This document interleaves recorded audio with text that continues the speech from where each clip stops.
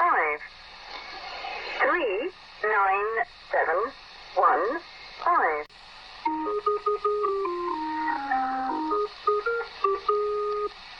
Welcome to this week's episode of Bigfoot for Breakfast, home of the mysterious and the macabre, where we sit wherever the heck we want, challenging conventional thought. But mostly in the studio. Mostly. We are your hosts, Samantha Carter And Sarah Jones. Two of the coolest people you will ever meet. That's no joke. No joke. We are really super cool. My mom tells us all the time. Once again, we're going to hit you up to do the subscribe, rate, and review things on your favorite podcast app. If this is your first time listening, make sure you go back and check out some of our previous episodes. Follow us on Facebook, TikTok, Instagram, and Twitter for exciting content and opportunities to win free stuff. Oh, speaking of free stuff, I keep forgetting to announce the fact that we had a couple of winners in January. I don't think I announced it for the last contest, the January contest. We had another podcast actually win the drawing, and they are called This Beer in Distress. If you guys want to check them out. What are they about, Sam? They're hilarious. Yeah, they're pretty cool. They kind of sit around and chit-chat about kind of some mystery stuff, some interesting things, and they're drunk while they do it, so it's really fun. Yeah, they crack me up. They have a really good show. So This Beer, so it's DIS Beer in Distress. Check them out. They won a t-shirt. It's still in the making. It's coming if you're listening. We have not forgotten you. And then we had a second winner. His name was Michael James. And with the last contest, all you had to do was retweet us or suggest us on Twitter and tag us or something. Yep. So we had 2 winners for that. Also, if you haven't heard already, we have a sweet voicemail system that you can call in and give us show suggestions, discuss your opinion on topics we've covered or things you'd like us to cover, as well as things that you may or may not like about the show. Talk about things you like. Mm-hmm. The number for that is 641-812-2635. So with that, we will put audio voicemails on the air also. If you call and tell us something awesome and give us compliments, you can be on a show. Even if you say mean things, we'll put it on the show. The topic of the day is an Iowa cold case that is yet unsolved after more than 100 years. We should have covered this a long time ago, but it's kind of one of those things. I guess it's because we're from Iowa, so it's like, oh, that's been done so much, but really it hasn't. Yeah, well, I mean, we got a lot of topics, you know? Eventually they'll all come up. They will. And I love doing Iowa cases. I know. And I know we're not necessarily a true crime podcast. Surprisingly enough, for a quiet, rural state, that tends to go relatively unnoticed until caucus time. Especially this year. Oh my gosh. Iowa has been home to some pretty interesting cold cases. Among the most notorious of these is that of the Villisca Axe Murders. They happened on June 10th of 1912, just a couple of months after the Titanic sank. Just throwing that out there. It was kind of a time for disaster. The house still stands in all of its dark glory, a tourist destination for the twisted masses, the curious, the adrenaline junkies looking for a fright. Have we been there? Hell yes. Well, at least Samantha has, because I have not. Creepy as hell. We definitely plan on sharing a few ghost hunting stories, but most importantly, we want to go into the details of the case and the subsequent investigation. We also want to take a few minutes to let you in on some recommendations that we have for some other shows. We know a few that may pique your interest. The Question Everything guys, Semper Fi Rob, Sean, and the Mick host a show where they pick a different topic every week that usually seems to coincide with issues that we seem to be facing at the time as American people, and they discuss it. They usually do a Facebook Live every Saturday, and then they'll post the edited version to the podcast platforms a few days later. They also take call-ins from guests who have anything to say regarding the topic that week. So if you can relate in some way or have an opinion, get on their Facebook Live and give them a call and chat them up for a while. MWP is another show that you guys should check out. Chach and Josh are funny and their conversations flow really well. They talk a lot about movies, wrestling, politics, whatever else comes up through the episode, with a lot of jokes and a lot of great personality. So check them out. You won't regret it. The Kensington Corner with Tom and Jeff is another great show. They tackle the problems of the world one thing at a time, but they focus a lot on health and overall well-being, both mentally and physically, from a man's standpoint. And we found their show to be really interesting because they aren't afraid to really get into the everyday struggles that guys face, especially with mental health and stress. It's a really honest show, and one of them is a veteran, so they promote various causes associated with the mental health of veterans as well, which we think is incredible because it's a very important topic and our nation's veterans don't get the love and support that they deserve. Any conversation that can be had about how to improve that is fantastic. Nestled in the southwest corner of the state in Montgomery County, Iowa, which is home to around 10,000 or so residents, give or take, according to a census from about 10 years ago. The population of the county really hit its peak in the early 1900s, so says Wikipedia. The county covers approximately 425 square miles of the state and is primarily agricultural. As is every other county in the state of Iowa. Clyde Cessna, the fellow who founded the Cessna Aircraft Company, was born there. But you know who else was born there? A house full of angry ghost children. Welcome home. Is this heaven? No, it's Iowa. You're right. It is. That was a little macabre. It was. There's your macabre right there. The town of Villisca itself is home to a little over 1,000 residents. Also, according to the 10-year-old census, it is famous for its scenic landscapes and temperate weather conditions. No, it's not. It's famous for murder, particularly the one that took place at 508 East 2nd Street, formerly the home of Josiah, or Joe, who was 43, and Sarah Moore, who was 39. Joe, from the sounds of it, was a relatively prominent businessman of the town. The couple had 4 children: Herman, who was 11, Catherine, 10, Boyd, 7, and the youngest boy, Paul, who was only 5 years old. This makes me so sad because all of these children were younger than my own kid. Yeah, they were really little kids. So sad. We joke around a little bit, but it really was an awful story. It really is. It's tragic. And that they were never able to solve it. There's no justice for these people. None. And it gets much worse. It does. On the evening of June 9th, 1912, the Moore family had attended a church event, which included a performance by the children, as it was an end-of-the-year Sunday school celebration. Sarah Moore had been a co-director of the program, according to a case summary for IowaColdCases.com, which was compiled by Jody Ewing. The festivities concluded around 9:30 p.m., at which time the Moores, their children, and 2 overnight guests, Ina Stillinger, who was 8 years old, and her older sister Lena,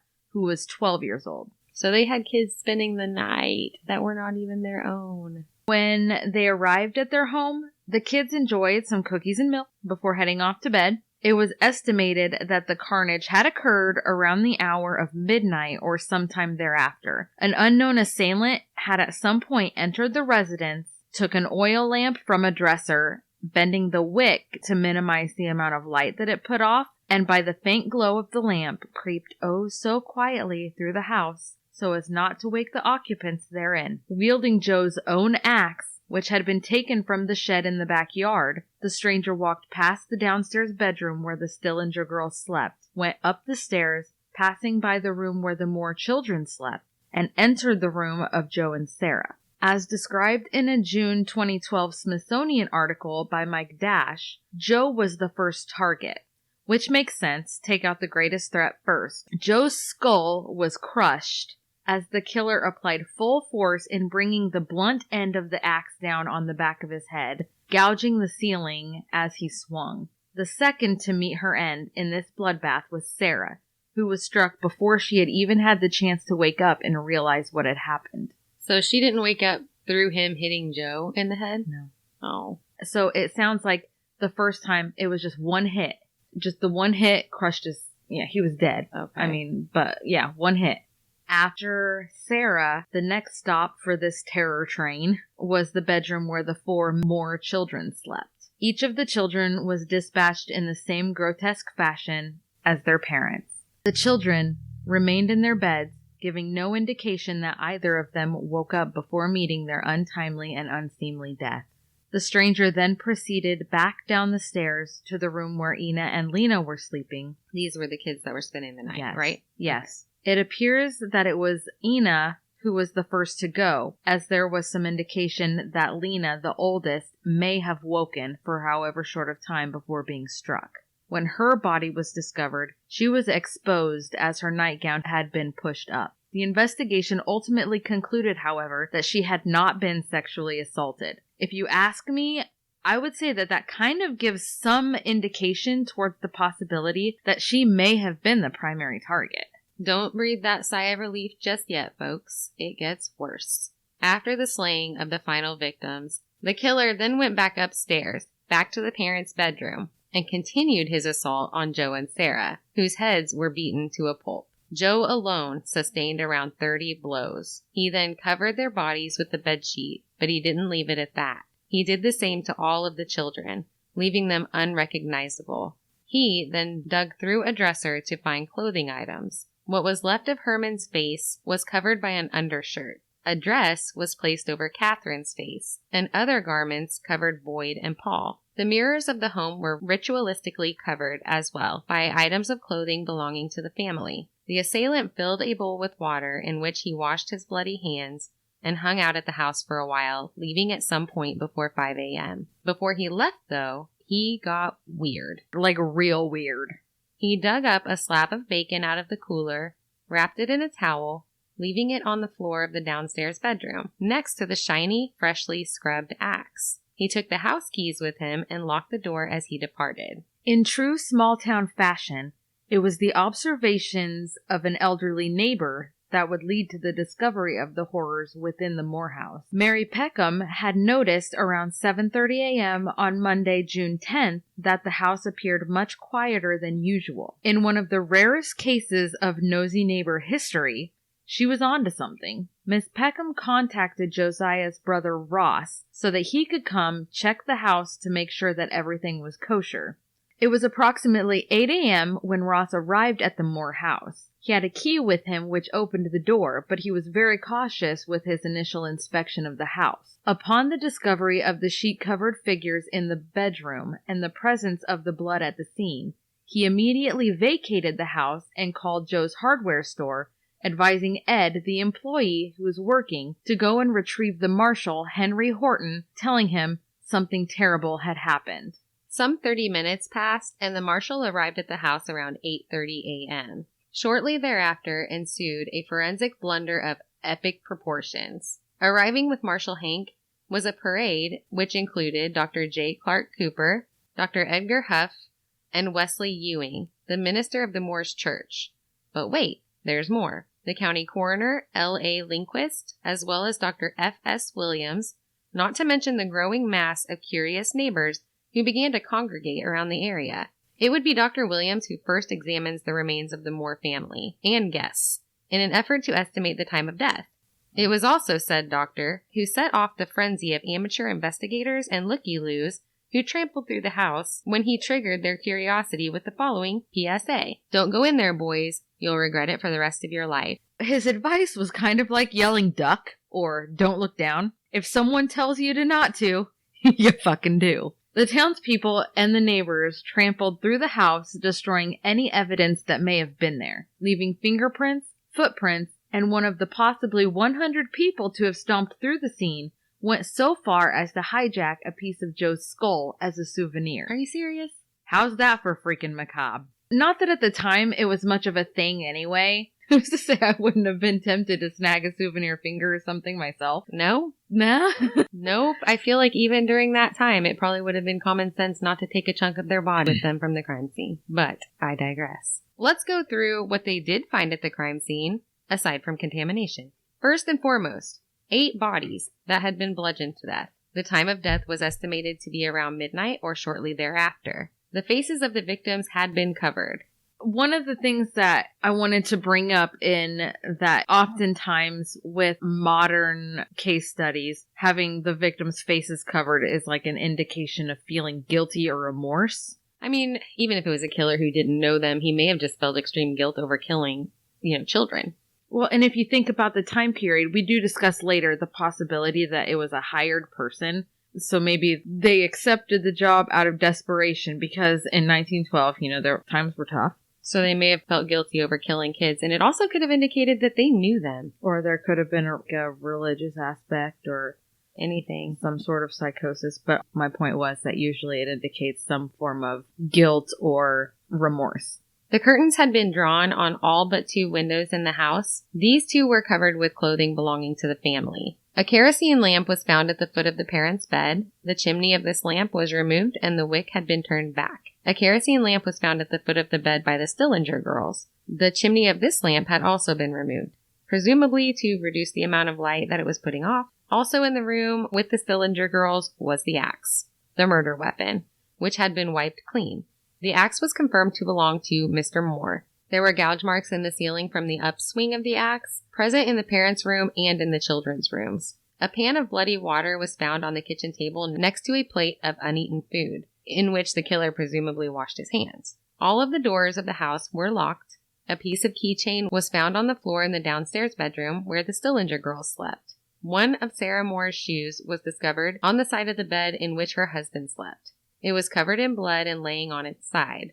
Dr. Lindquist assumed that it had been upright when Josiah received the first blow to the head, and then the killer knocked it over onto its side when he returned to the bedside the second time to continue his desecration of the bodies, based on the pattern of the blood covering the shoe.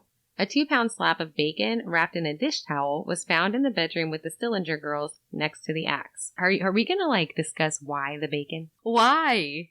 What's the deal? Sam wrote this. This is why I'm surprised. You're surprised about the bacon? I had not read that there was bacon involved. Well, and then there was, they opened the refrigerator and found another slab of bacon. It clearly had come from their fridge. He took it out and just set it out there. I feel like if you take out bacon specifically and wrap it in a dish towel and set it in the room with people you just killed, there's got to be a significant Maybe reason. It was a sacrifice. He sacrificed it?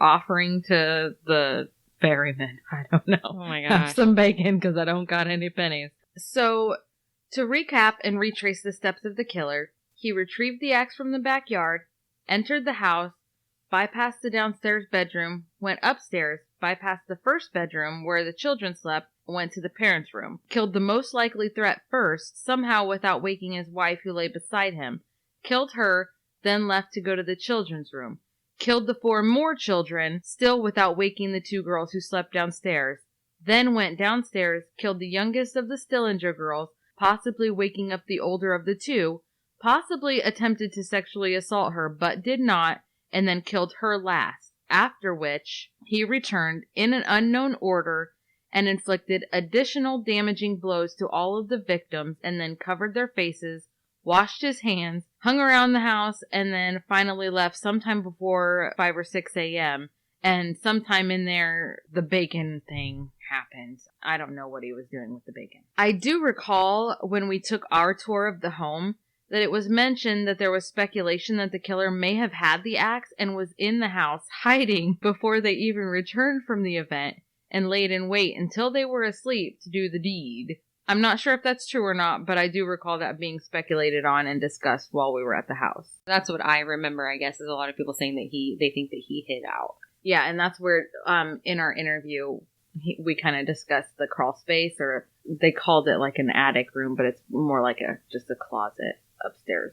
Yeah. Anyway. So for us to look at the chain of events as it occurred, as well as the likely vast amount of evidence left behind at the scene by the guilty party, it's easy for us to say it was an entirely solvable crime.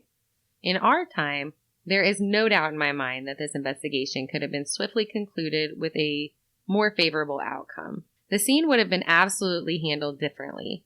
We can look at the events which followed this crime and gasp about how botched the investigation was at every step of the way. The fact of the matter was, firstly, this town had probably never experienced anything of the sort, including the doctors and police officer that were there in charge of the investigation. Secondly, the fingerprinting and other methods of CSI had only recently become a thing, and the idea of DNA collection and testing was a feat unimaginable. Not to mention, even if they had managed to collect fingerprints, there was no central database, so it's unlikely that they'd have been able to use that evidence anyway. Even if they had correctly secured the scene to preserve any evidence that may have been present, I know we all have ready access to CSI training via Netflix crime investigation, documentaries, and shows, but there are a few things that I feel were done appropriately, and we will give them credit, including the actions of the brother who did exactly what he should have done. If you recall, we mentioned that he was cautious in entering the house and left the scene immediately when he discovered what had happened, without disturbing anything. The victim's brother called the local marshal, who arrived within 30 minutes of the report, which is a fair response time. The marshal brought with him more than one doctor to aid in the investigation, although one would have been likely enough. But I'll give him credit for having the forethought to bring someone to examine the bodies. And they did, to their credit, just send in one doctor to begin with, from what it sounds like. But then, they pretty much opened the crime scene as a tourist attraction, making any possibility of evidence preservation impossible. Since we're on the subject, let's deviate a little bit to clarify where the science of forensics actually was as far as capability at the time of this particular investigation. According to an article on the history of forensics at universalclass.com, fingerprint patterns had been studied since before the 1800s, but it would not become a measure of personal identification or criminal evidence for many decades. It was actually 1788 when Dr. Daniel Grew published an anatomy book which made the claim that, quote, the arrangement of skin ridges is never duplicated in two persons, end quote. In 1880, Henry Faulds wrote an article which encouraged the use of fingerprint impressions on a variety of surfaces, including in the scientific identification of criminals. The science is known today as dactylography.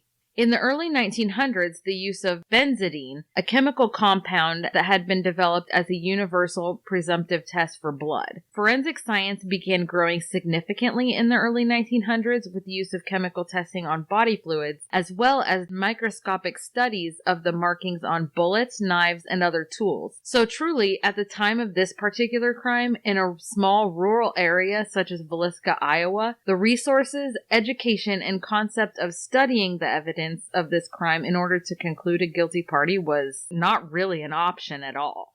There was actually a suspect in the case, in which the collection of fingerprints may have been useful in either convicting or clearing of guilt. The suspect was a man by the name of Reverend George Kelly. Kelly had arrived in the town of Villisca for the very first time on the Sunday morning before the murders had occurred. Strike one, he's a stranger and a newcomer. Kelly attended the Sunday school performance in which the Moore children and the still injured children performed. That's strike two. Let's dig into his background a little bit. According to iowacoldcase.org case summary, Kelly, whose grandfather and father had both been ministers in England, was reported to have experienced some sort of mental breakdown in his teenage years. Kelly himself had become a Methodist minister, preaching in churches across the Midwest, including Minnesota, Iowa, Kansas, and North Dakota, after coming to America with his wife in 1904. Before his arrival in Villisca, he had built himself quite the interesting reputation in surrounding communities, related to his odd and often inappropriate behavior. Following the incident in Villisca and the chain of events that followed, Kelly's brushes with the law continued, including a conviction for having sent obscene material through the mail. They even did that then. Now we're just doing it over the phone. Right? But they were doing it like by snail mail? Seriously. So at one time, Kelly had placed an ad in the paper seeking a female personal secretary to assist in the typing of a novel that he was writing. This ad was answered by a young girl from Council Bluffs, Iowa, who was fresh out of high school, named Jessamine. Kelly and the girl began interacting through mail correspondence, and it took very little time for the Reverend to cross the boundaries of appropriate conversation to his potential employee. One of Kelly's letters informed this girl that her duties as his personal secretary would be typing in the nude. Gross. Hashtag send nudes. The girl was unnerved by this request and sought counsel from her own pastor. After reading the letter, he contacted the postal authorities as well as the local sheriff, and a strategy was devised at this time to build a case against Kelly for his lewd correspondence. They penned a phony response to his letter, requesting additional information from Kelly regarding his unconventional request, to which he was more than happy to respond. The content of the subsequent letters was increasingly inappropriate, and it was then that the postal inspectors had Kelly arrested for sending obscene material through the mail. Kelly was convicted and sentenced in 1914. He was initially ordered to serve his time in Leavenworth, Kansas at the federal penitentiary. However, he was found to be mentally ill, and it was instead ordered that Kelly be placed in St. Elizabeth's National Mental Hospital in Washington, D.C., where he was diagnosed with paranoid schizophrenia. 6 months later, hallelujah, he was cured, released, and returned to his wife, Laura, in Iowa. So, to backtrack, strike 3 for Reverend Kelly in regard to Villisca Axe Murders lies in the manner of his I felt very, Sean Connery manner. Villisca Murders lies in the manner of his departure from the town. At 5:19 a.m., the morning that the family was discovered to have been slain, the Reverend Lynn George Kelly hopped aboard a westbound number 5 train and left Villisca. Let's get the hell out of Dodge. Leaving immediately after the murders of 8 people may not have been evidence in itself. However, it has been alleged that Kelly told some of the other train passengers that there were 8 souls back in Villisca, Iowa that had been butchered in their beds as they slept. Sharing the story of the crime wouldn't have even put a nail in the coffin as a suspect if it hadn't been for the fact that at the time he was sharing the story of the heinous crime that had occurred, the bodies of the Moore family and the Stillinger girls had not even been discovered yet. How did he know? And did he smell like bacon? Did he smell like bacon? As if that wasn't enough, in the week following the deaths of the victims, Kelly seemed to become obsessed with the event. Kelly composed a series of long, rambling letters. Recipients of these bizarre messages included state and local investigators, private detectives, as well as relatives of the victims. 2 weeks after the murder had occurred, he returned there to preach and went so far as to have arranged to stay over that Monday, convincing Reverend Ewing to take him for a visit to the murder house. So, first of all, he inserts himself into the investigation by writing the letters. Right. And second of all, he returns to the scene of the crime. That's Right. strike 4 and strike 5. And then he was just simply talking about it before anyone else knew. I feel like that is enough right there. A group of investigators so happened to be going through the house at the time, so Kelly was lucky enough to have been allowed to join them, as documented by Edgar V. Epperly in literature found on the VilliscaMovie.com. It was less than a month after the brutal murders that Kelly's dispatches about the event began to draw the attention of officials who were investigating the crime. In particular, the attention of Tom O'Leary, who worked for the Hayes Detective Agency. He became very suspicious of Kelly and wrote him a flattering letter asking for details about what had happened that Sunday night in Villisca. Kelly responded to O'Leary, also writing to several other investigators detailing events in a way that came off possibly incriminating. In these messages, Kelly claimed that he had been out for a walk in the area and heard the thud of the axe. He alleged that the killer had been disturbed by a couple who was walking by, and that he had stepped out onto the porch until they had passed. His claims were very detailed in that he stated that Sarah Moore had reared up in bed before the killer struck. The details of Kelly's claims kept him under investigation by the state attorney general throughout the year, but the investigation was kept away from the public press. The investigation was discussed in private conferences in which the reports were discussed to determine whether or not there was sufficient evidence to make an arrest. According to the case summary on iowacoldcases.org, Kelly signed a confession to the murders on August 31st at 7 a.m. in which he claimed that God had whispered to him to, quote, "Suffer the children to come unto me," end quote. His confession was later recanted during his trial. The case went to the jury on September 26th. Obviously, the evidence found and presented was deemed inadequate, as the jury deadlocked 11-1 for acquittal. A second jury was then called, but acquitted Reverend Kelly in November. This is likely in part because his obvious mental illness made it difficult to separate what he had actually experienced from his delusions about the grisly crime. It's also probable that the fact that he was a minister influenced the perception of the investigators, making it difficult to see him as someone who would have committed such a crime. Although no suspect was ever convicted for the crime, Kelly would not be the last to be suspected or accused. In May of 1913, the federal officer who was investigating the Villisca murders claimed to have discovered the culprit Henry Lee Moore, and he was not only guilty of these murders, but of others as well. Born November 1st, 1874 in Boone County, Missouri, Henry was living with a family in Franklin County, Iowa, working as a farmhand in 1900. About 9 months prior to the Villisca murders, a man named H.C. Wayne, his wife and child, and Mrs. A.J. Burnham and their 2 children were bludgeoned with an axe in Colorado Springs, Colorado.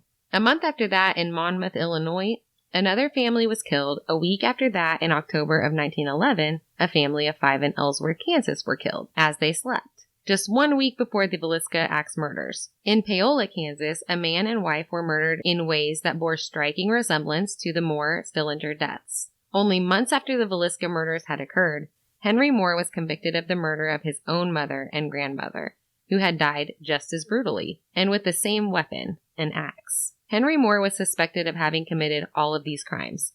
However, he was not convicted of any of them, except for his own mother and grandmother. All of these murder cases had evidence indicative of a serial killer's involvement, and in keeping to that trail of evidence, we move on to the next suspect. Another suspect in the case was Frank Jones, for whom Josiah Moore had worked prior to opening his own implement company in 1908. It sounded as though the townfolk were pretty open about discussing their knowledge of Jones's anger towards Moore after leaving his employ and taking the John Deere franchise with him, which happened to be quite lucrative. There was also apparently a rumored scandal involving an affair between Joe Moore and Jones's daughter-in-law. Of course, Jones denies any involvement and no arrest was ever made. But that didn't stop Detective Wilkerson from accusing Jones of hiring a man to do the job for him, which brings us to our next suspect. William Mansfield, who was also known by the aliases George Worley and Jack Turnbaugh, was suspected for the axe murders of his own wife and infant child. Gosh, was everybody just killing people with an axe or what? Lay axe and hay, buddy. Hide your children, hide your wives. How many of these guys are there? Anyway, so he killed his wife and infant child, along with his father-in-law and mother-in-law, which occurred in Illinois in the year 1914, so just 2 years after the Villisca murders. He was also suspected of the murder of Jenny Peterson and Jenny Miller of Aurora, Colorado, as well as the family that was murdered by axe in Paola, Kansas, that we mentioned earlier. These murders were all carried out in strikingly similar fashion, which indicated the likelihood that the same person may be responsible for them. James Wilkerson of the Burns Detective Agency was adamant that he could prove Mansfield's presence at each of these crime scenes on the nights of each of the murders occurring. In all cases, the victims were hacked to death with an axe, and the mirrors of each house were covered up. Also, at each of the scenes, a burning lamp with the chimney off was left at the foot of the bed, a basin in the kitchen in which the murderer washed his hands. Not to mention that the murderer in each case wore gloves so as to avoid leaving fingerprints, because he knew his fingerprints were on file at the federal military prison at Leavenworth and could connect him to these crimes. This was enough evidence to convince Wilkerson that Mansfield could indeed be the guilty party in all of these aforementioned cases.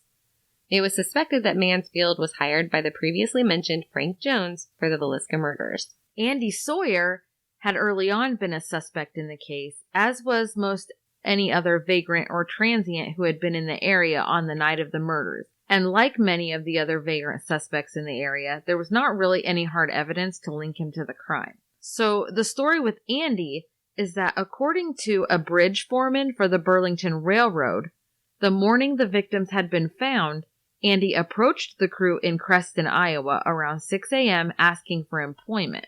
Andy was wearing a suit and was clean shaven, but his shoes were covered in mud and his pant legs were wet from the knees down. In spite of his questionable appearance, they did give him a job. The crew, though, began to complain that Andy slept in his clothes and behaved anxious to be by himself. They also had noted some other odd behaviors from him. Apparently, at one of their stops, Andy had purchased a newspaper which had an article about the Villisca murders, and he was way too interested in reading it. According to reports of the other crewmen, Andy slept with his axe and talked constantly about the Villisca murders, focusing specifically on whether they had arrested anyone for the crime. Andy spoke about how he was in Villisca the Sunday night that the murders had occurred, and that he may be suspected, explaining that this was his reasoning for leaving the area and going to Creston, where he met up with the crew. By June 18th, the foreman had become suspicious of Andy and turned him over to the sheriff. It was reported that Andy's behavior before the sheriff arrived was bizarre. He was sitting in a chair, rubbing both hands with his head. Rubbing his head with both hands? Yes. Rubbing his head with both hands. I know what I'm saying. Got that. Oh, lordy. Okay. He was sitting in a chair, rubbing his head with both hands, when he was approached from behind by the foreman. At which point, Andy jumped up stating, "I will cut your goddamn heads off," and then began swinging the axe. Well, I'll be damned. While his behavior was odd, I feel like swinging an axe at me telling me you're going to cut my goddamn head off is more than odd. Samantha. He was ultimately dismissed as a suspect, in spite of his own son describing details that his dad gave him about how the murderer approached the house as they drove by one day. It sounds like the Osceola sheriff had encountered Andy that night, having arrested him for vagrancy and put him on a train out of town around 11 o'clock p.m.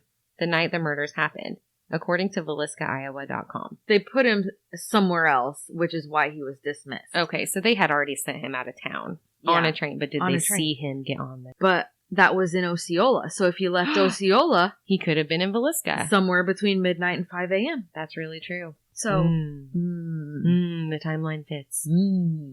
Another suspect, Joe Ricks, had been detained on suspicion of the murders just 3 days prior to Andy Sawyer on June 15th, 1912. Joe was picked up in Monmouth, Illinois, when he stepped off of a train and was observed to be wearing shoes that were covered in blood. With the technology of today, of course, this would have been fantastic evidence to link him to the crime or dismiss him as a suspect. Or link him to some other crime, because whose blood was it? For real. That's significant. Joe's claim was that he had come to own the shoes through trade with another vagrant. He traded for shoes covered in blood. I know, I'd be pretty hesitant to accept a pair of shoes that were covered in blood. It was pretty smart of the other guy to get rid of them if that was truly the case. Here, take these nasty shoes. He had only been considered a suspect to begin with because he matched the physical description of a man who had been reported by the Moore's 16-year-old niece, Faye Van Gilder, who stated a man had hounded her the Saturday before the homicide, asking where the Moore family lived.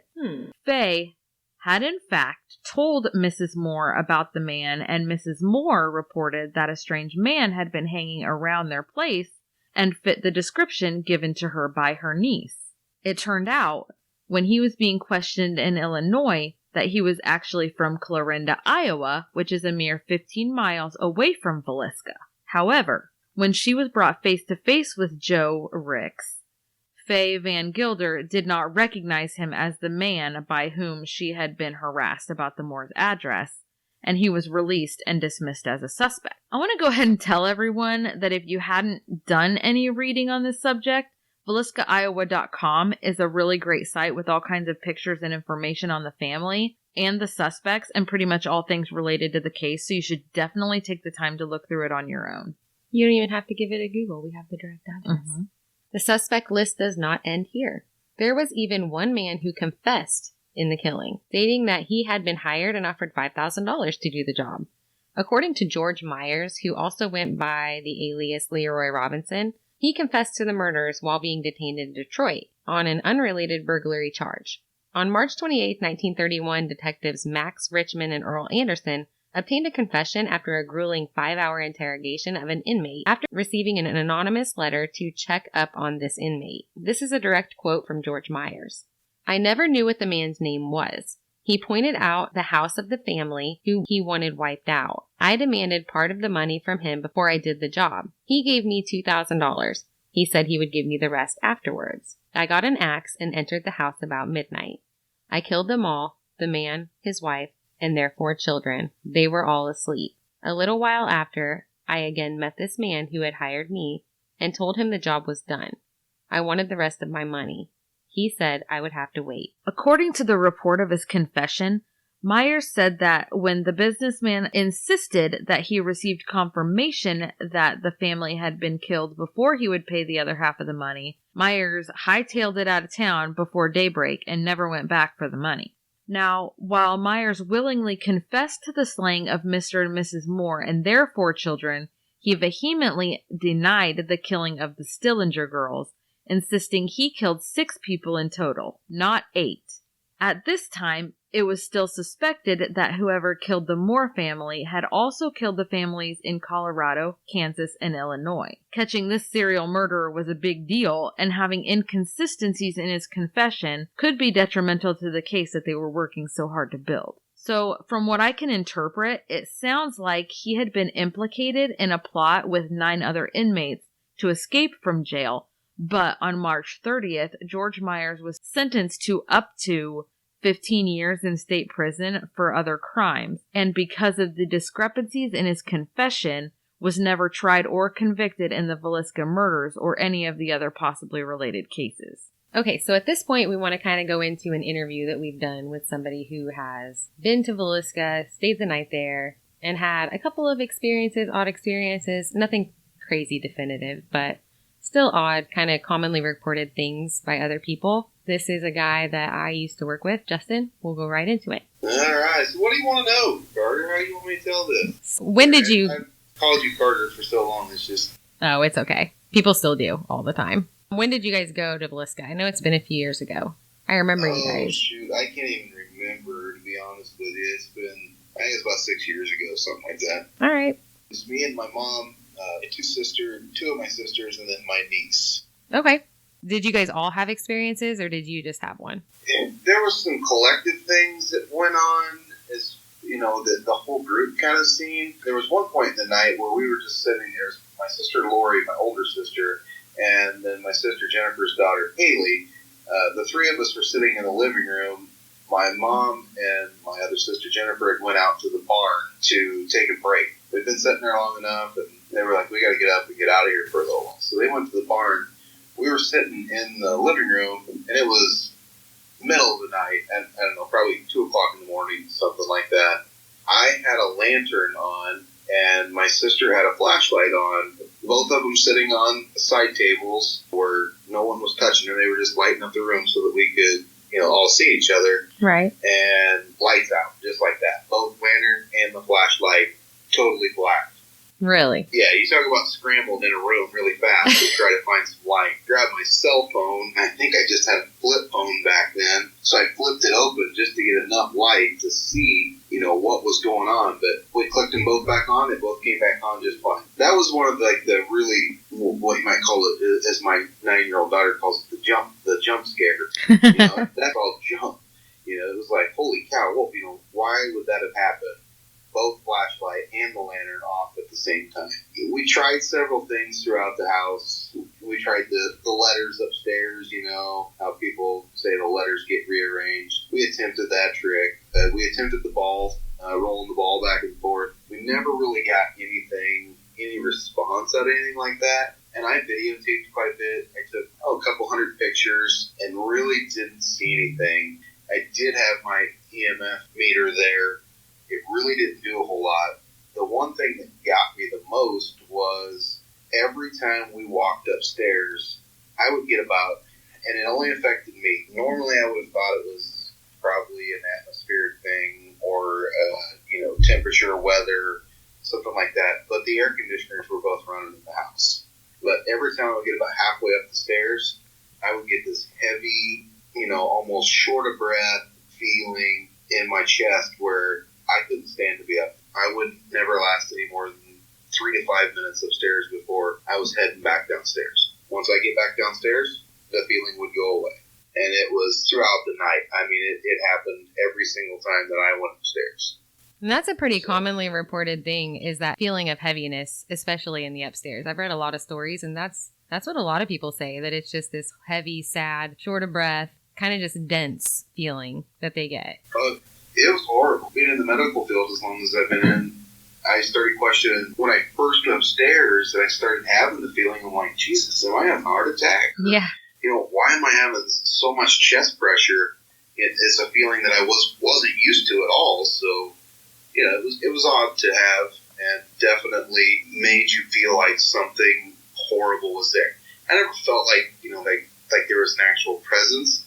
Just kind of an after feeling, like something really bad has went on here. Which, I mean, that going into it, but you can almost feel it in the room. You didn't have any experiences like with the balls, though? People are always reporting like the balls rolling, things like that. No, nothing like that. The only other thing that happened to us was actually on our way home. I took pictures all over the house, mainly not so much because I was trying to capture something, but because I enjoyed the time period of the house, the wood cook stove, and, just the various pieces of, the pictures hanging on the walls and things like that. I really enjoy that stuff. Me, I'm kind of an antique-y nerd when it comes to that kind of stuff. So, I was taking pictures of stuff just so that I could look back through it later on. And in one of the pictures, on the back of the wood cook stove, on the top of it, there was, I think, 3 different postcards from that time era, from the early 1900s postcards. And I didn't think anything of it at that time, but the next morning, we all got around at like 6:30 and headed out back east, to come home. We stopped at a Casey's about 45 minutes after we left there to get coffee and, soda or whatever. My sister Lori was driving, and she looks down on the floorboard, and one of those postcards is laying on the floorboard. Oh, that's weird. Yeah, and, we've had these talks a lot, you and I have, and I'm not one to say that things don't happen, but she was like, oh, I'll just take it home. Yeah, and I'll send it back to them. And I said, no, you won't. It's going in the trash here. And I took it out and threw it in the trash. I said, there's no way any one of us are taking this home with us. I said, nothing from that house needs to travel to our houses. I completely agree. Aside from some pictures and things like that, I said, I don't want anything to do with it. No. I said, I'm definitely not letting you take it. So, really that was there wasn't a whole lot that went on except for that heavy, just horrible feeling every time I went upstairs. Well, that's enough. I feel like there's a lot to that because honestly, that's a lot of what people say. They'll have experiences here and there, but so many people say that it's just an overwhelming heaviness in certain parts of the house. And, it probably is kind of a high energy place, as much went on there and as traumatic as it was and with little kids. And yeah. I can see why. But I don't know. I can't remember in relation. You and I had talked about it before I went because if I remember correctly, I was trying to book the anniversary date or something very close to it at that point in time. So maybe it's been longer than I thought it had been because I feel like it's been quite a while. 2012, wasn't that the anniversary date? Yeah. Yep. It would have been. So maybe it's been 8 years. I don't know. Yeah, because I can remember talking to you about booking the anniversary date because that would still be a trip to this day that I would love to go on. I really want to go. I have yet to spend the night at the Villisca house. Samantha, you have twice, haven't you? The group went twice. I went once. We did stay through the whole night. Like the craziest voice recording ever. We had a couple of cool audio recordings actually for my experience. And one of my most significant experiences actually happened while I was transitioning from downstairs to upstairs as well. No, there's something about that stairwell coming up that just, it felt like I'd ran 10 flights of stairs to get there. I know I'm a big guy, but I've always been active. One set of stairs in a house did not bother me. No. I mean, I would physically get winded and just have to go back downstairs. And my mom was actually concerned about me a couple different times. I'm like, I don't know what it is. It's just there's something in this house that's making me not feel well. So, did any of you go in the house and stay in there alone? No. That's what most people say. No, thank you. No. I'm still a 300-pound man, and I don't think I would go in that house and stay by myself. I did about 30 minutes in there alone. Everybody went out to the barn, and for me happened. Some things that I felt were pushing the limit. One time while I was upstairs, I battled through some of the feelings up there, and I did crawl back into the area where they suspected the killer to be hiding. Oh my gosh, how'd that go? I don't know. Kind of like every hair on your body stands on end because, it was a creepy, eerie feeling back in there. So is it a crawl space then? Because I was imagining from the top bedroom that there's like an attic that goes up from there and it's a full attic. Was it more like a crawl space then? In between the rooms, there's a crawl space that leads into an attic. It's absolutely parallel with, it's straight across. So you basically stand up in like this closet area and you step out into the bedroom where the parents would have been. Oh, okay. Yeah, it's not up above. It's right in the room. It's basically another room that you go through a 2.5-foot door to get to. Oh, that's weird. Yeah. You didn't see that part while you were there? No, I haven't gotten to go. Samantha did. You haven't gotten to go at all? No. Oh, that is crazy. I thought you'd been there. Nope. I totally want to. Sam wrote this whole episode because I have not even gotten to see it yet, but she's had a few experiences there and got to go, so it should be pretty good. It's an interesting story. That part is pretty cool. They were telling us that they even had people that had experiences in the barn, which I thought was odd. Huh. That is odd. But and maybe it was all for show, but the guy had told us, he's like, I've never seen anything here. He goes, but make sure to all leave the house, to take the keys with you, because numerous times. He said, I've been here, and I have left the house to come to the barn and come back, and the doors will all be locked. He said, it's like the house tries to keep you out of it. That's so weird. The barn thing kind of gives me like a Hinterkaifeck vibe. Have you guys ever heard of that? It's What? like Hinterkaifeck. You should look it up in Germany, and it's kind of the same story, except the killer hid in the barn and lured the family members out one by one. The barn wasn't great. native to the... It wasn't there. No, it was after the fact, I believe. The barn was it's new. newer, you can Okay. tell. But, I broke some of the rules while I was there. I laid down on the beds. I uncovered the mirrors. Mm-hmm. Oh, they're all covered up? Yeah, the mirrors were all covered while we were there. That's what the killer did And after he was done. I really wanted to have some sort of experience, so I uncovered the mirrors. And not to say that anything happened, but it felt weird enough that I covered it back up afterwards. Yeah. Yeah. It would just scare the shit out of you when you walked in the room and forgot that the mirror was uncovered. Holy shit, you're standing in front of yourself. So Yeah. I think that would do it for me, too. I need to make a trip up there. I think that place sounds amazing. It's so close, too. I don't know why. I've just never I done think it. it's crazy that you've never been there. I know. Of all the things, like, we do all kinds of stuff, and I've never been to the Villisca Axe Murder House in Iowa. I cannot believe it either. Did you go to the cemetery and see where they were buried? No. You didn't? We did stop in town at a couple places. Well, not really. We looked through the windows of the shop that has all of the stuff in it. Uh-huh. But it was closed while we were there. Oh, yeah.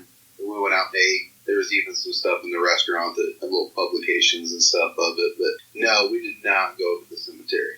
I didn't even realize that it was around there. Yep, that was really cool. We had a tour guide take us out there, and we got to look at where they were all buried, and it's kind of creepy. But Yeah, but you had a little bit more pull. I mean, you guys were kind of putting on a production, so yeah, a little bit. they just wanted our money. Because it's not cheap to stay there by any means. No, it's not, but honestly, it's definitely worth it. I do recommend the experience to anyone. And anniversary date is booked out for years. That it's impossible to get an anniversary. I really wanted to go to the 100-year anniversary dates. No way. It's not happening no matter, you have to book so far in advance. And there's not electricity in the house, correct? No, it's just up there's like a tall pole on one side of the house that has two plug-ins on the outside of the house, and then the air conditioners are stuck in. There's one in each level, and then they're plugged into the pole outside. There's no electricity in the house whatsoever. Yeah. And all the windows were plasticed over when we were there, so there was no seeing out except for the door was the only place you could actually look out a window. So when you're in there, I mean, aside from some, car noises and stuff outside, you basically are blocked off from the outside world. You feel really isolated. You do. I mean, you get a very enclosed feeling just because of the way the house is set up. I do like that they kept it original without the electricity in it. Mostly because if you're using equipment like a K2 meter, you don't have to worry about outside electrical interference. If you're getting readings, you're legitimately getting readings. I love that. Did you have your voice box back then? No, we didn't have that equipment then. Ew. It would have been awesome. We were operating strictly with video cameras and voice recorders and K2 meters, I think. That's about all we had then. Yeah. Yeah, I had an IR filter for my camcorder, and then just had my Nikon, just a lower grade camera that I took a bunch of pictures with. I guess I really didn't get anything, but I didn't really have anybody, with any sort of specialized equipment go through and, look at stuff either. So who knows? I was more there for the pure enjoyment of it more than the research value of it. The history of the place itself is just amazing. Yeah, being in there for that aspect alone. Hey, I gotta give you props. The Johnny Gosh series is probably been my favorite so far. But oh my gosh, that's been by far our most popular episodes. Well, I've never really, I knew what the story was, but I'd never really watched any specials on it, or, I knew he was a kid from Iowa that was abducted. That's as deep as it ever got for me. Right. So I didn't realize how far it actually went Oh my as gosh. far as the sex trafficking, and all that, where you got into your 2 later episodes there. That blew my mind. I was like, holy cow, that's crazy to think. Yep, it is. It's crazier to think that those are still going on today. Still active. And worse than ever, unfortunately. Unfortunately. Yep. It was tied to a lot of crazy stuff. Epstein didn't kill himself. Epstein didn't kill himself. You guys are dorks. But no, you guys did a good job on that. It was great. Thank you very much. I just got done with Megalith today. How'd you like it? That's all right. I never really thought of it that way. I knew what they were, but never really put much thought into why or how or anything like that. So it was a good one. Yeah. There's a lot of possibilities with megaliths. Gotta be aliens. It's gotta be aliens. We didn't even cover giants. Yeah, we haven't covered the giants yet. And that's part of the megaliths thing. The giants are such a sketchy thing because for the last probably 15 years, I've seen reports come out. Giant skeletal remains found, and then, never mind, it was hoax. Like Bigfoot. Like you hear all these things about Bigfoot, and I found Bigfoot's body, and then have nothing. You watched the videos on YouTube of the guy who supposedly has had this frozen head since the 1960s? Well, I read a report about it. I didn't watch any YouTube videos about it. Okay, he has a YouTube video where he pulls a camera out and goes clear around this head on top of the freezer. Really? Yes. That's interesting. And it looks authentic. It looks real. Or it could be a buffalo. Fuck, I don't know.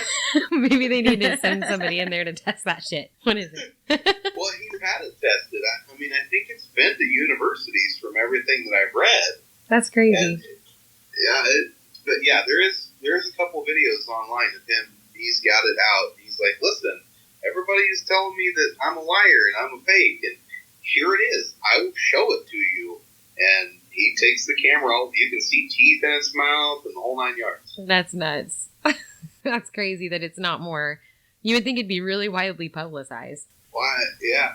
He's standing there. He's like, challenge me. Come and look at it. I'm not lying to you people. That's great. He's very adamant that he's telling the truth. That his dad shot this thing in the 1960s, and they've kept it in the freezer because no one will believe them. Oh my gosh. I want to go see it. Let's find where's this guy at? Let's go see it. Me and Sam will go do an in-depth investigation. There you go. He's somewhere up in the North Woods, I can tell you that, because it's damn cold looking wherever he was at. Damn it, I hate being cold. It's probably in Canada. Probably Canada. Yeah. Yeah. You have to have a passport to go there. Yeah. Yeah, if you guys go check out the Bigfoot guy, I would like to hear about that one, because it's funny. Yeah, That sounds good. It's funny to listen to it because he's so pissed off that everybody's calling him a liar. Me and Sam will go. We'll Snapchat you. Okay. It's All right. real. All right. Guys, anything else for me? If not, I don't think so. I'm going to go to bed. Well, it was good chatting with you girls. All right. Well, we'll talk right. to you later, Justin. Yep, take her easy. You too. Bye. Bye. Okay, so that was Justin with his experiences at Villisca.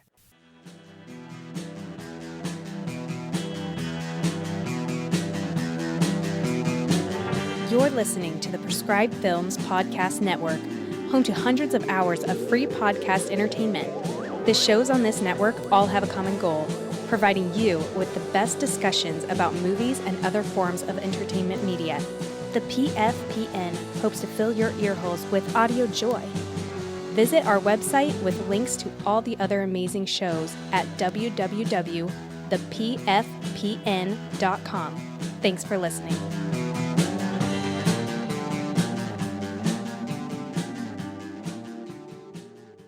Like we said in the interview, Sam here, our Bigfoot for Breakfast hostess, has also been to the Villisca Axe Murder House, and she had a couple stories to tell as well when she got back, didn't you, Samantha? When you say hostess, it makes me think of cake. So one of my most remarkable experiences at Villisca, at one point, I was there with a group, Iowa Paranormal, doing an investigation of the Villisca house. And during our investigation, I decided that I would be brave and spend some time in the house all by myself. So everybody went out to the barn, and I was alone in the house in the dark, with a flashlight, no electricity, all that fun stuff. I was venturing from the downstairs to the upstairs, and as I was walking up the stairs, I was doing EVP sessions, asking questions, trying to get responses. Kind of like the typical stuff that people do on paranormal investigations, right? Well, typically on your investigations, when you're doing an EVP session, you don't expect to hear the responses until you listen to the audio recordings after the fact. Right. But if you hear some mild whimpering sounds in the background, it's because Sam is right now being wallered. Is wallered a word? Yeah. By studio dog Johnny Utah. Well, he's snoring too, so that might be a little bit of that in the background. So I was walking up the stairs and entered what would have been the parents' bedroom, I believe. There was a voice when I asked a question, is there anybody here or something like that? And the voice answered back to me, who's there? So did you nope out of there at that moment? Or yes, that was the end of my time alone in the Villisca house. You were over it right then. Done. Understandable. Mm-hmm. Completely. Mm-hmm. So anything else as far as EVPs after you got back home? Yeah, there was lots of cool evidence and stuff, including actually we had incidents with the closet door in the children's bedroom upstairs where the 4 more children were killed, where the closet door opened and shut on its own after we set up a camera and asked for something like that to happen. What can you do something to show that you're here or whatever. We set up a camera, and I believe it was Steve and Pat that was upstairs at the time. And as soon as Steve left the room, the closet door opened really quick. Like you would think if a child was peeking out, and then it hurried up and slammed shut really quick, very deliberately. We had that repeat on more than one occasion throughout the night. I know at one point me and Steve were upstairs trying to bribe the children with candy to open the door or do something. I saw that video at one point, and if you look on YouTube, Iowa Paranormal, you can find that where the door slams and you'll hear Steve say, he just yells, "What the hell?" Yeah, that's what the or hell. something like that. So speaking of Steve and Pat and Amber and our group that we have done some paranormal research with, go to YouTube and subscribe to that channel. There's a lot of videos from our time there with Iowa Paranormal and some of their video clips that they've shared online of different paranormal investigations. So go subscribe to them. I'm on all the bloopers. Yeah, Sam's the blooper queen. And it sounds like they've got a busy year planned with investigations and stuff, so you might get some more cool videos and stuff. So make sure you subscribe and follow. Yeah, subscribe and follow to them. They're very interesting, awesome stuff. Like Sam said, some upcoming events. Anything else that you can think of? Anything that happened in the house? Did any of the toys do anything crazy? I know that when we were talking to Justin in his interview, he mentioned the balls. And what he meant by that was they left some child's toys inside the house. I don't know if that's just for the investigation purposes or because they think that there are child spirits in the house. So they left some trigger things. objects to try to get them to interact with people as they're investigating. Yeah, so there's some little balls. Like rubber, like playground balls? Yeah, you'd play dodgeball with. Okay, gotcha. What else? There was lots of children's toys and stuff. And what was it? The year I was there it was like March of 2009, I believe, when we investigated. And one of the other investigators that I was there with, Amber, also has a story from our investigation that she's going to share with us. So here's Amber's story.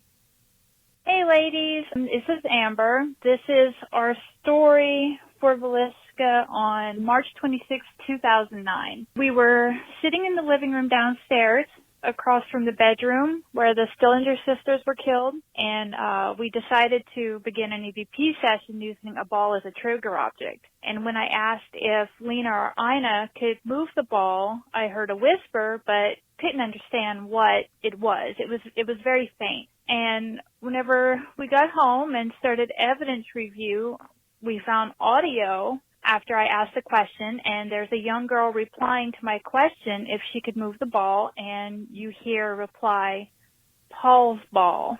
And Paul Moore was the youngest child killed in the home that night. Aside from that, the same night, closet door upstairs, kids' room, opening and closing on command. Any time you would ask. I mean, only on command. Wouldn't do it on its own any other time. A whole nother visit was, it was really, really cold. There was heaters going in the kitchen, and the ball part to my stocking cap was getting knocked back and forth, and it completely scared the crap out of me. Every visit there was footsteps up and down the stairs when no one was moving around. Such an eerie place. It was heartbreaking. But to come back home and hear, you know, that little voice saying Paul's ball, it was heartbreaking, especially as a mom. And yeah, it's the place is amazing, but it completely scares the crap out of me like no other. So that's my story. Love you. Okay, so that was Amber from Iowa Paranormal. If you're interested in visiting a cool historical site, the Villisca Axe Murder House is a pretty cool stop. Aside from the house itself, there is a museum in town that holds a lot of history, and you can also go visit the cemetery, which houses the burial sites of the victims. As for the house, you can take guided tours. If you're not into the super creepy ambiance of being in the house at night, you can take a daytime tour according to VilliscaIowa.com. The price for individual daytime tours is $10 per person for people 12 years old and older, and for children and seniors, the cost is $5 per person. There's no need for a reservation for daytime tours. You can just show up during the warmer months beginning in March on Tuesday through Sunday between the hours of 1 p.m. and 3:30 p.m. and let the magic happen. I recommend taking some form of audio recording device with you in case anything cool happens while you're in there. If you really want to step it up and have a great experience investigating the realm of the paranormal, you can make a reservation for a nighttime tour of the house. And like we discussed in one of our interviews, these tours can be arranged for up to 6 people. Costs around $428 and like $75 for each additional person up to 10 people. And 10 people is the maximum. Just because it's such a small place, you probably wouldn't want more than that. You can make those appointments at VilliscaIowa.com. Looking for open dates on the calendar that they have available, and then there's a number you can call to schedule your tour. They do recommend bringing a sleeping bag and a pillow, and there is a barn that's just a few feet from the house, which has electricity, water, and a restroom for your convenience. During the nighttime tours, audio recording devices, video, and still cameras are encouraged, but they do love if you share any of their findings with them. This has, to this day, been one of my favorite haunted locations to visit throughout my time investigating with Iowa Paranormal. If you're interested in cool videos of haunting experiences, including experiences in Villisca, check out the Iowa Paranormal YouTube page and their website, www.iowaparanormal.com. You can also follow Iowa Paranormal on Facebook for photos, videos, and information on other upcoming events. Iowa Paranormal hosts a variety of public events in which they take you on fun investigations to a multitude of reportedly haunted locations. The house has been featured on the Travel Channel's show Ghost Adventures. Zach Bagans' review of the location was that it was the most intense case of good and evil I have ever come across. The website VilliscaIowa.com and the official Facebook page for the murder house features tons of other reviews if you're interested in reading up a bit before you plan your visit. I highly recommend you check this place out for yourself. Thanks for checking out today's episode of Bigfoot for Breakfast. We hope that you enjoyed listening to one of our favorite home state cold cases. Don't forget to subscribe to our podcast on whichever app you listen from and leave us a rating and a review. This not only helps our show tremendously, but it helps you get in the running for some awesome free merchandise like a t-shirt or a glitter coffee mug. All you have to do for that is take a screenshot of your rating or review on your app and post it as a comment on our most recent contest post on Facebook. You can also send invitations to your friends to like the Bigfoot for Breakfast page on Facebook, screenshot the number of invitations, and post that on the contest post as well. We love giving things away, and we're giving you so many ways to win the things. So the winner of that giveaway will be announced on February 29th. Happy Leap Day. If you're not into free stuff, but you want to interact with us anyway, you can reach out to us on Instagram, Twitter, Facebook, TikTok, or by email at bigfootforbreakfast@outlook.com. Or you can call our voicemail and leave us a message. The number to that is 641-812-2635. We love getting feedback on what you love about the show, what you want to hear, and what you think that we can do better. If you have any cool stories, we also love to hear those. Once again, thanks for being here with us, and please come again. Yes, do. Bigfoot for Breakfast out.